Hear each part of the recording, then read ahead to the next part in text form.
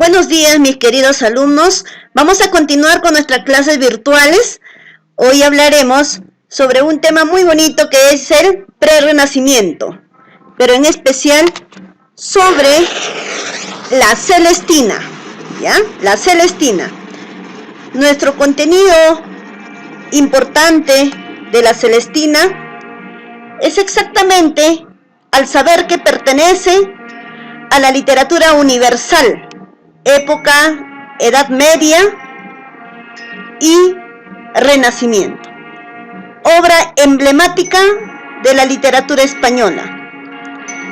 Nos muestra cómo fue el paso del siglo XV al siglo XVI. Los géneros que se desarrollaron fue la lírica, la narrativa y la dramática. En cuanto a la lírica, ustedes saben que trata sobre el amor, pues no, pero en este caso se desarrollaba una poesía súper culta, representada por los nobles cortesanos. El teatro aquí va a representar y va a ser lo máximo la Celestina, ¿ya? La Celestina es de Fernando Rojas, una de las obras más importantes de la literatura española. Y en la narrativa tenemos la novela de caballería, ¿no? O sea, vale decir que después del tipo de novelas que tenemos, caballería, picarescas, pastoriles, en este caso la que ha resaltado es la de caballería, el ingenioso hidalgo Don Quijote de la Mancha. Después de esta obra tenemos a la Celestina. La Celestina consta de 21 actos, ¿ya? El autor, les dije hace un momento de que era Fernando de Rojas. Esta obra ha llegado en dos versiones. La primera titulada Calisto y Melibea. En esta parte tiene solamente 16 actos, pero en la segunda, con el título de Tragicomedia de Calisto y Melibea, tiene 21 actos. Cuando hablamos de la primera edición, se publicó en 1499, obviamente incompleto, y las ediciones de 1500, en 1501 que fue en Sevilla, que contiene la carta del autor de su amigo, que contiene unos versos acrósticos y el argumento general de la obra, que está desarrollado en 16 actos.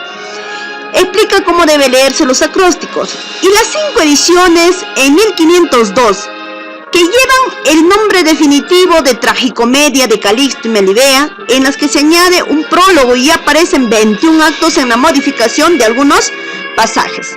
Fernando de Rojas nace en 1476, ¿ya?, en Toledo, y muere en 1541. Ejerce de abogado porque sus padres le piden, y llega a ser alcalde de la Talavera de la Reina, ¿no? No es de Jauja ni de Yauyos, ¿eh? Es de España. Posible origen converso respecto a su origen judío, dice, ¿no? No hay dudas, pero acerca de sí fue un judío convexo, plenamente convencido, y vivió secretamente esa religión que él mantenía, ¿no es cierto? Ahora, la autoría, en realidad, único autor de la Celestina es Fernando de Rojas. Muchos autores dicen de que ha sido anónimo. Nos anuncian de que en el primer escrito se desconocía, ¿no? Pero solamente por lo que terminaba en Rojas, obviamente iba a ser otro autor. Y que posiblemente, dicho de paso, sea anónimo, ¿no? Es lo que dicen otros críticos, ¿ya? Por eso dicen que tenía una doble autoría. Pero a las finales, ustedes saben que Fernando de Rojas siempre, según su estilo que mantenía, él es el autor, ¿no es cierto? Ahora, inclusive acá habla de una autoría triple. Rojas concluyó la versión de 16 actos, y un tercer autor añadió con 5 actos de la tragicomedia. Ahora, ¿qué género literario va a desarrollar este texto? En la actualidad, pues no, se acepta que la obra pertenece al género dramático porque es una tragicomedia. Ojo, ¿ya? No se puede decir que es una novela por muy amplia que sea, ¿no? Tampoco puede ser una comedia. ¿Por qué ustedes dirán, la Miss, por qué ha puesto esa música fúnebre, no? Efectivamente es porque está relacionado a la obra, ¿me entienden? Es una obra donde los personajes principales van a morir, ¿no? Imagínense lo que hizo Fernando de Rojas, que es muy, que les digo, es un poco complejo entender esta situación. ¿Por qué Melibea con Calisto, por qué no se casaron si fueron de la misma condición? Sería la pregunta, ¿no? Entonces llegan a una conclusión de que es una comedia humanista, creada por Petrarca, eso en el siglo XIV, obviamente era importante en el texto según el afán moralizante. Obras escritas en prosa solían narrar los amores ilícitos, lo cual se va a desarrollar en esta obra, ¿no? Que alcanzaron a través de los intermediarios, reflejaba el ambiente y la realidad social. También en la obra celestina, los personajes recibían nombres grecolatinos, también se va a ver en la obra celestina. Utilizan recursos dramáticos como el uso aparte, los monólogos, también se va a dar en la celestina. ¿De qué trata la celestina? Celestina, Calisto, un joven de familia noble, persiguiendo a un animal que es el halcón, entra en su jardín de Melibea, de la cual se enamora apasionadamente, pero ella la rechaza totalmente, ¿no? Y habla con Semprocio, su criado, quien le aconseja que se ponga en contacto con una vieja celestina, una maestra del arte, ¿no? O sea, de las maniobras esas de hacer las cosas a la fuerza, ¿no es cierto? El arte de hacer arreglos amorosos, y ustedes saben qué más arreglos hacen ellas, para lograr todos sus propósitos. Celestina se entrevista con la joven doncella y le convence para que ella ceda a los requerimientos de Calisto, ¿no? Y Semprocio y Parmeno son criados y confidentes de Calisto. Ellos quieren obtener solamente beneficios ya de la situación, porque viven de ello, ¿no es cierto? Se aprovechan, es decir, de su amo, ¿no? Por eso está para atraerlos más hacia sus planes y pone en contacto con Elicia y Areusa, dos muchachos que trabajan para Celestina, previsiblemente como prostitutas, ¿no? Riñen en el reparto del dinero y asesinan a la vieja Celestina. Imagínense que ahí hay un asesinato, ¿no? Son apresados por la justicia y mueren degollados. Imagínense, ahí nomás ya empiezan las muertes, ¿ah? Ahora, las criadas de Celestina y amantes de los criados, por cierto, culpan de la muerte de estos a Calisto, ¿no? A Calisto, y planean la venganza contratando para ellos un matón.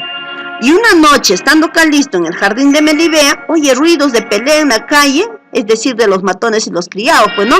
Y al escalar precipitadamente la tapia del jardín, se cae y se mata. Melibea, desesperada, se suicida arrojándose desde una torre. La obra concluye con el llanto de las lamentaciones de Lisa y Pleberio, los padres de Melibea. Aquí ustedes se han dado cuenta que hay unos personajes, ¿no? Por ejemplo, la Celestina, la que se encarga de hacer el trueque amoroso. Calisto, el que se enamora de Melibea y no es correspondido. Melibea, ¿no? Que posteriormente se enamora de Calisto. Tenemos a Pleberio, a Lisa, a Elicia y a Areusa, ¿no? Los criados. Ahora, esta estructura tiene 21 actos y la interna se divide en 21 actos, no se olviden, pero ahí vamos a encontrar, en el primer acto va a entrar el planteamiento, cómo se inicia todo este enredo. Luego tenemos los amores de Calisto y Melibea y la intervención de todos los criados a su beneficio de ellos, y la Celestina pues que se encarga de eso, ¿no? Luego tenemos en el siguiente acto el afán de la venganza, ¿no? Supuesta venganza de Elicia y Areusta, obviamente que se provoca la muerte del personaje principal que es Calisto. Y luego el planto de Pleberio, ¿no? O sea, él ya empieza a lamentar la muerte de Calisto, pues, ¿no? Ahora, en el espacio del tiempo tenemos la localización de la obra, sabemos que es urbana. Esto se desarrolla en la sala, en una casa interna, ¿no? Donde todos vamos trabajando con los personajes principales, secundarios. Y en los espacios externos no se olviden que ahí está el huerto, las calles, las plazas, todo el pueblo, la ciudad, ¿no es cierto? Perdón. En el esquema temporal dice que podría ser en los primeros actos los 3 días y aparte del otro, ¿no? Y en la segunda parte, el lapso del tiempo, más o menos diríamos que dura esto un mes o inclusive mes y medio. Y en la última es un día y aparte del otro, ¿no es cierto?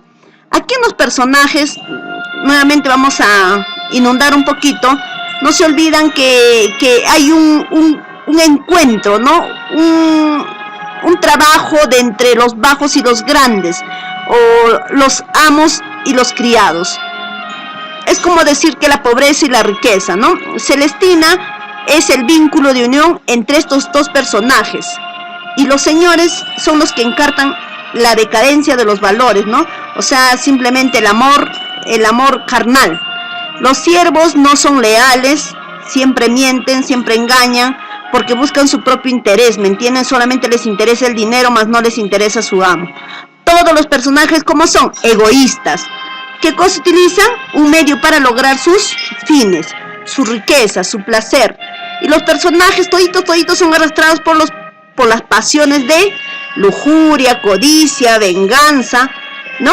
Y acá tenemos también el hecho que Fernando de Rojas no utiliza esos nombres en castellano, simplemente, ¿no? Utiliza, por ejemplo, Malibea es latín. ¿Qué significa? Dice latín, por lo que ella era dulce, ¿no? Es miel.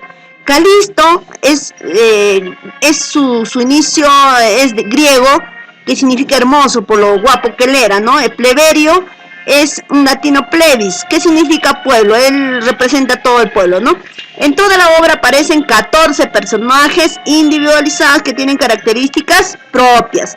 No obstante, se puede establecer los siguientes personajes de acuerdo a los ricos frente a los pobres, los jóvenes frente a los viejos, los hombres frente a las mujeres, ¿no es cierto?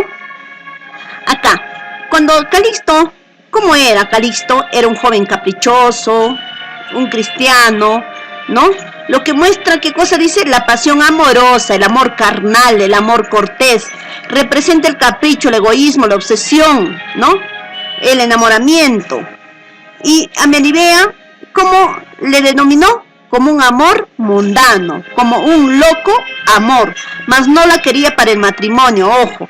Por eso dice acá, no muestran ningún esfuerzo porque utiliza a las otras personas, ¿no es cierto?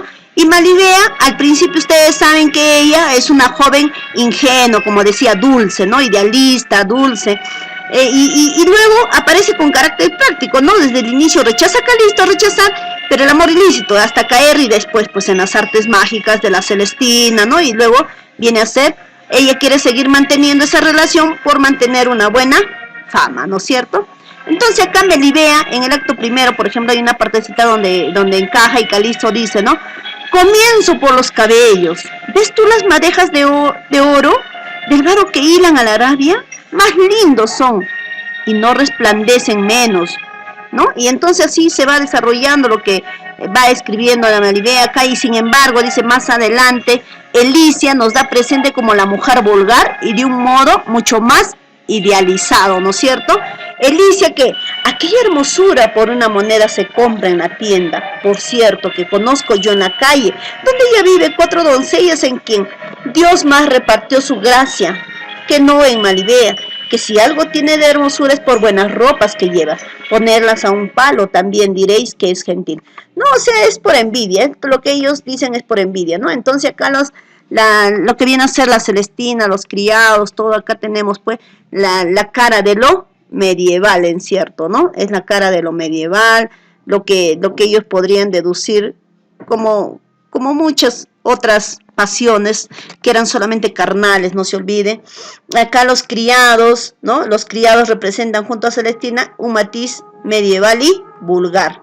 Dentro de los criados, ¿qué cosa estarían? ¿Ah? De Calixto. Aquí tenemos a los criados, a Semprocio, Parmeno, los 2 criados menores de Tristán y Social, y las pupilas de Celestina, pues, ¿no? Que siempre estaban ahí, Elicia y Ereusa, ¿no? Los criados, no se olviden que también son el motivo de conflictos, ¿no? Y movidos por el vínculo del amo, sino por sus intereses personales. Los criados y las pupilas muestran su afán de rebelión. ¿Frente a quién? Frente a los amos. Entonces acá tenemos los temas, ¿no? El amor, la codicia, la relación de amo a criado y la venganza de la muerte. Quiero acá fundamentar un poquito más donde dice el amor, ¿no? El amor ilícito, busca del placer sexual, relaciones clandestinas, artes de la alcahueta celestina, ¿no? Eso habla exactamente sobre el amor, ¿no? Sobre el amor. Ahora, la codicia. ¿Cómo nosotros nos damos cuenta que ahí hay codicia? Afán de lucro, pues, ¿no? Estos personas que vivían de sus amos, ¿no? Es decir, los criados, las pupilas, ya ellos tenían un afán de lucro, ¿no? Eso se ve en algunos personajes de criados, no se olviden. Y no se olviden también de que Celestina era parte de ello, porque sus criados como que solamente querían buscar su conveniencia, ¿no? Los amores de su amo, ¿no? Es decir, de Calisto, ¿ya? De Calisto. Son negociados, pues, ¿no? Ellos tratan de negociar todo ello, a ellos no les interesa otra cosa. La relación amo-criado, esa relación que ellos tienen es leal, no, ¿no es cierto? Es bien desleal de los criados con su amo. Los criados buscan su beneficio, ¿ya? Ahí, ¿qué más hay? Hay egoísmo de Calisto con sus criados también. La diferencia ahí se ve del amo y el criado. Ahora también tenemos la venganza, ¿no es cierto? ¿Qué dice la venganza? ¿Qué podemos deducir de la venganza? Ah, aquí vamos a ver el móvil, ¿no? Eso es el móvil de algunos personajes. O el odio hacia la clase alta. Hay un odio hacia la clase alta. Y ahí también vamos a ver la muerte. La muerte. La muerte en todo el texto. Por eso al inicio les he puesto una música fúnebre, ¿no? Las acciones por un destino fatal. Imagínense que los tres personajes principales mueren, ¿no? Muere Melibea, muere la Celestina, muere Calisto, ¿no? Entonces podríamos decir que ya se acabó la obra, pero no es así, no acaba exactamente cuando ellos mueren, ¿no es cierto?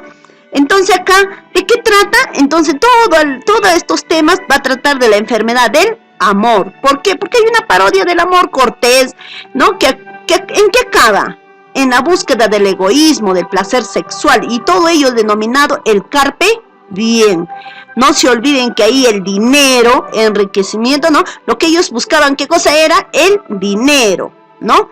Por encima de toda consideración moral. La fortuna y la muerte es una visión pesimista de la vida, del destino, del amor, la muerte, como algo fatídico e igualador, ¿no es cierto? La magia, la prostitución, fenómenos cotidianos y aceptado.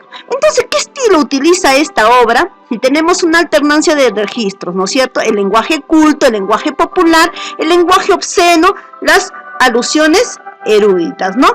¿Qué técnica utiliza? Es la técnica dramática. Hay diálogos. Ante la ausencia de acotaciones, sirven para deducir lo que ocurre en la escena. Hay monólogos donde se revelan de psicología de los personajes. Hay partes donde buscan la complicidad del lector y crean situaciones cómicas. Hay perspectivismo, sí. Una situación es presentado por duplicado, dice, desde la perspectiva de personajes distintos. ¿Hay un conflicto social en la Celestina? Por supuesto.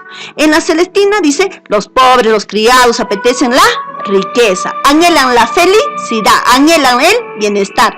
Son, ¿qué cosa? Dados al amor y encuentran fundamento en lo que goce de esto y otros bienes reservado poderosos, por supuesto, ¿no? El personaje celestinescos son estratos inferiores, quieren vivir, quieren gozar, quieren enriquecerse por su cuenta y por sí mismos. Su egoísmo es la energía total que mueve su voluntad individualista, ¿no es cierto? Entonces acá, ¿qué van a encajar? La servidumbre, ¿no? Bajo los señoríos, cuya instalación, ¿qué cosa es? Un estatus, conseguir un estatus privilegiado, no ante sus ojos fundamento objetivo, ello no, ello les empuja a querer librarse del servicio, ojo, no como una clase social, está clarísimo esto, es personalmente, ¿ya? Y a este gesto, lógicamente, vamos a primar ahí lo negativo, pues, ¿no? Entonces ahí el dominio ajeno, ¿no es cierto? Y eso ellos lo llaman, ¿qué cosa? Libertad. Es decir, el mundo social de la Celestina, ahí vamos a encajar a dónde va. ¿Por qué no se casó con? ¿Ah? ¿Quién es la pareja? ¿Ya te has acordado? Por supuesto, Calisto, exactamente, ¿no? Entonces ahí tienen ustedes las actividades, pero también me va a interesar hablarles un poquito, lejos de este conflicto en el social en la Celestina, tenemos también dos partes, ¿no? La primera parte nos encontramos en la obra cuando cuenta con un ritmo ascendente, ¿no es cierto?